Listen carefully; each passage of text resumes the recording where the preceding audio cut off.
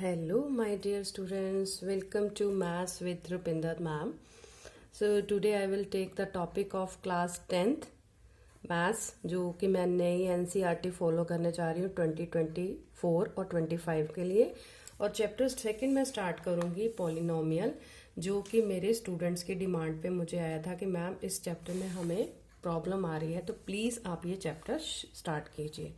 So without wasting a time let's start. So पहले मैं आपको बच्चे पॉलिनोमियल क्या होता है उसके बारे में बताऊंगी कि पॉलिनोमियल क्या है। An expression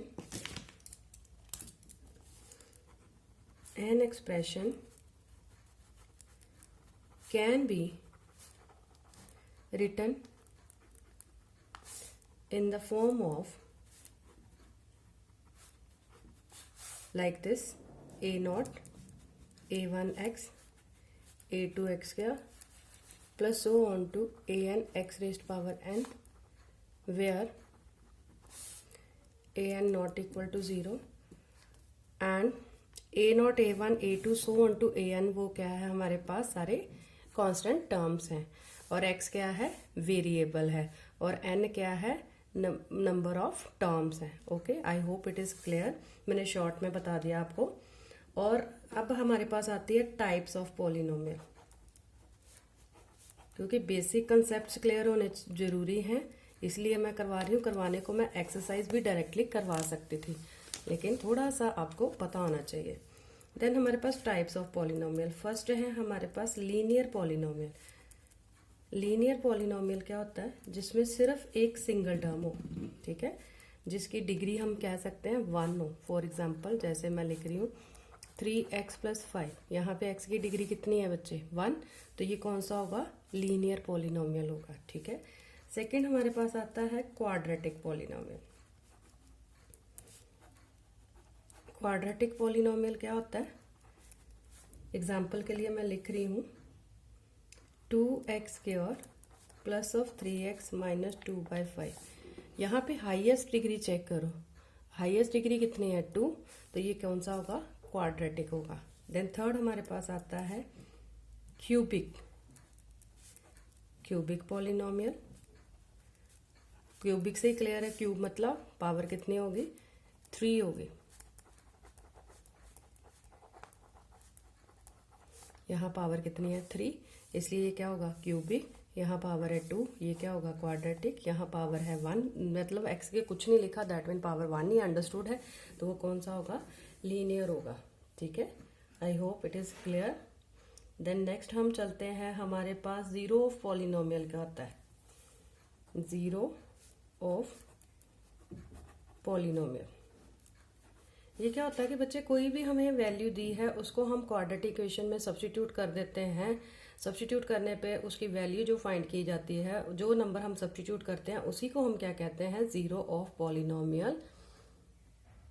zero of polynomial क्या है, जैसे मेरे पास एग्जांपल के लिए मैं ले रही हूँ x² - 3x - 4 ये दिया, ठीक है, और साथ में हमें दे दिया उन्होंने x = -1, ठीक है। और जो क्वाड्रेटिक इक्वेशन पॉलिनोमियल है उसको डिनोट px qx की फॉर्म में किया जाता है, सॉरी मैं बताना भूल गई थी। देन हम इसको px लिखेंगे सबसे पहले, क्योंकि यहाँ x वेरिएबल है तो x की फॉर्म में लिखेंगे। अगर यहाँ पे t होता मैं t रिप्लेस कर देती, अगर y होता तो y रिप्लेस कर देती। अब यहाँ पे मैंने इसकी जगह पे वैल्यू पुट करी, -1 का स्क्वायर 3 -1 4, 1 का स्क्वायर, -1 का स्क्वायर करेंगे तो बच्चे पॉजिटिव आएगा, -1 और 3 को मल्टीप्लाई करेंगे तो 3 आएगा, -4, तो 4 - 4 0, ठीक है। तो हम कह सकते हैं कि p-1 जो है वो क्या है, जीरोज ऑफ पॉलिनोमियल जो हमें गिवन है। Therefore -1 is a zero of polynomial. जो पॉलिनोमियल गिवन है आपको क्या गिवन है, x² - 3x - 4, ठीक है। -1 इज ए जीरो पॉलिनोमियल, ठीक है। I hope it is clear. Then हम बात करते हैं geometrical meaning of zeros of polynomial. ये तो हमने थ्योरेटिकली कर लिया ना, कि थ्योरेटिकली कैसे हम प्रूफ मतलब निकाल सकते हैं जीरोज ऑफ पॉलिनोमियल। अब हम बात करेंगे geometrical meaning of zero of polynomial. Geometrical meaning देख लेते हैं क्या होता है हमारे पास हेडिंग दे रही हूं मैं, geometrical meaning of the zeros of a polynomial. मैं आपको सिंपल शॉर्टकट वे में बताऊंगी कि आप ज्योमेट्रिकल मीनिंग कैसे निकाल सकते हैं पॉलिनोमियल का। ठीक है, आपको कोई भी ग्राफ दिया, बच्चे शॉर्टकट में एक्सप्लेन कर रही हूँ, कोई भी ग्राफ दिया है, ग्राफ आपको पता है इस फॉर्म में होता है, ये वाई एक्सिस होती है, ये हमारी एक्स एक्सिस होती है, इधर पॉजिटिव होती है इधर नेगेटिव होती है, ये भी ऊपर पॉजिटिव और इधर नेगेटिव होती है। आपको कोई भी ग्राफ दिया, जैसे ये मैंने ग्राफ बना दिया, ठीक है, आपने सिंपल ये चेक करना है कि ये एक्स एक्सिस पे ये ग्राफ कहाँ पे टच कर रहा है। एक्स एक्सिस पे सिर्फ यहाँ पे टच कर रहा है, एक ही पॉइंट पे टच कर रहा है, तो यहाँ पे नंबर ऑफ जीरोज कितने होंगे, 1 होंगे। ठीक है, आपने ये नहीं देखना कि वाई एक्सिस पे कहाँ टच हुआ या नहीं, सिर्फ आपने ये जो हॉरिजेंटल लाइन है इसी के ऊपर चेक करना है कि ये कहाँ पे टच करता है, एक्स एक्सिस पे कितने पॉइंट्स पे टच करता है। जैसे फॉर एग्जांपल मैं एक और ले रही हूँ, मैंने ये ग्राफ बना दिया, ठीक है, अब यहाँ पे आपने सिर्फ पॉइंट लगा के टच करना है, चेक कर लेना, यहाँ पे टच किया, यहाँ पे टच किया, यहाँ पे है, यहाँ पे, यहाँ पे, यहाँ पे, टोटल नंबर ऑफ जीरोज कितने हुए इसमें, 6, क्योंकि 6 पॉइंट पे टच कर रहा है। सिर्फ आपने क्या देखना है, एक्स एक्सिस के अलोंग देखना है। इसी से रिलेटेड हमारी फर्स्ट एक्सरसाइज है जो मैं अब स्टार्ट करूंगी। I hope it is clear to all. अगर बच्चे आपको मेरी वीडियो अच्छी लग रही है तो आप प्लीज मेरे लिए एक काम कर दीजिए, ये वीडियो अपने फ्रेंड्स के साथ शेयर कीजिए ताकि वो भी इस चीज को गेन कर सके। और अगर आप इस वीडियो को एक लाइक दे देंगे तो वो क्या होगा, मुझे एक मोटिवेशन मिलेगी कि हाँ आप लोगों ने ये वीडियो वॉच किया और आपको यहाँ से कुछ समझ आ रहा है। Thank you. तो चलो मैं अब नेक्स्ट एक्सरसाइज स्टार्ट करने जा रही हूँ, एक्सरसाइज 2.1। Let start. जैसे आपको इस एक्सरसाइज में मैं स्टार्ट करने जा रही हूँ एक्सरसाइज 2.1। ठीक है, इस एक्सरसाइज में आपको कुछ ग्राफ्स दिए हैं। The graph of y equal to P X की फॉर्म में दिए गए हैं, are given below.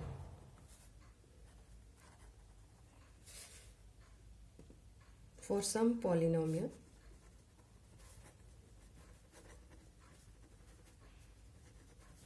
px, find the number of zeros of polynomial px in each of the following. Okay. सो बच्चे आपको इसमें क्या दिया गया है, कुछ ग्राफ्स दिए गए हैं, तो आपने उन ग्राफ्स की हेल्प से आपने क्या करना, नंबर ऑफ जीरोस फाइंड करने हैं। जब ग्राफ दिए गए हैं तो ग्राफ कौन सा हुआ, ज्योमेट्रिकल रिप्रेजेंटेशन हुआ। ठीक है, अब देखो जैसे फर्स्ट पार्ट है, फर्स्ट पार्ट का ग्राफ जो है आपको ऐसे दिया गया, यहाँ पे टच कर रहा है एक्स एक्सिस वाई एक्सिस। अब बच्चे ये जो ग्राफ है क्या एक्स एक्सिस को टच कर रहा है, ये एक्स एक्सिस है, ये तो वाई एक्सिस को टच कर रहा है। अगर ये एक्स एक्सिस को टच करता तो हम कहते हैं नंबर ऑफ जीरोस कितने हैं, 1 है, लेकिन ये तो इसको टच ही नहीं कर रहा, तो यहाँ पे मेरे पास नंबर ऑफ जीरोस कितने हो गए फिर, 0, क्योंकि वो एक्स एक्सिस को टच नहीं कर रहा, हमने एक्स एक्सिस को ही देखना है। Okay, I hope it is clear. Then second part है, हमारे पास ऐसे ग्राफ बनाया गया, यहाँ से ऐसे। अभी बेटा आप जब भी क्लास अटेंड करो ना, आप एनसीईआरटी बुक जो है अपने पास ओपन करके रखो। ठीक है, ये मैं आपको एडवाइस दे रही हूँ। अब देखो हमारा ग्राफ यहाँ से शुरू है, यहाँ से स्टार्ट हुआ, यहाँ से जाता जाता ऐसे गया। ठीक है, लेकिन हमारा मेन मकसद क्या है, हमने देखना है इसने एक्स एक्सिस को कहाँ टच किया। हम बाकी सारा ग्राफ भूल जाएंगे, हम इस लाइन पे चेक करेंगे कि उसने कितने पॉइंट्स पे टच किया है। तो लाइंस पे वो कितने पॉइंट्स पे टच कर रही है, सिर्फ एक पॉइंट पे टच कर रही है, तो इसमें मेरे पास नंबर ऑफ जीरोस कितने हो गए, 1। I hope it is clear. Then third part जो है,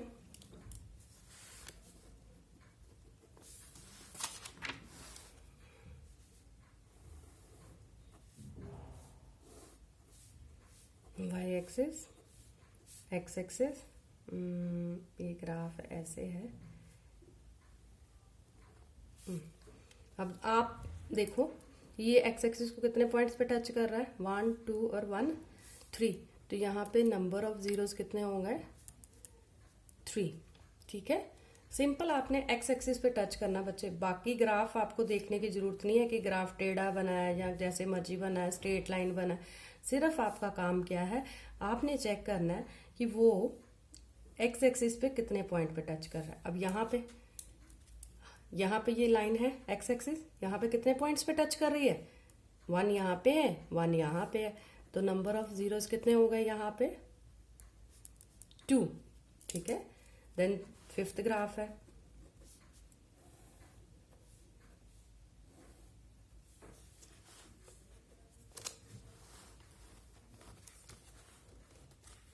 फिफ्थ ग्राफ मेरा है, ये वाई एक्सिस है, ये एक्स एक्सिस है, ये ऐसे गया, ऐसे यहाँ से फिर ऊपर आया यहाँ पे।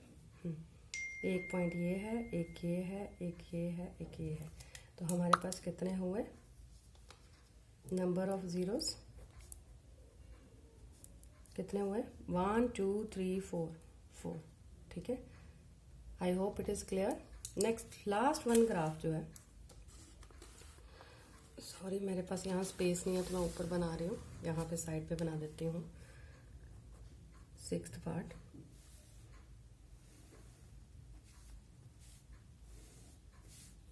वाई एक्सिस, एक्स एक्सिस, इसका ग्राफ है, जस्ट वेट, इसका ग्राफ बच्चे ऐसे है।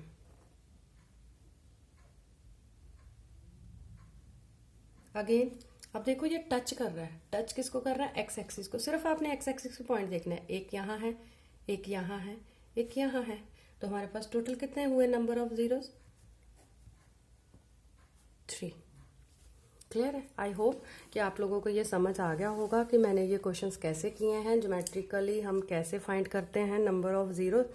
तो इसी के साथ ये एक्सरसाइज कंप्लीट होती है, तो मैं सेकंड एक्सरसाइज स्टार्ट करती हूँ।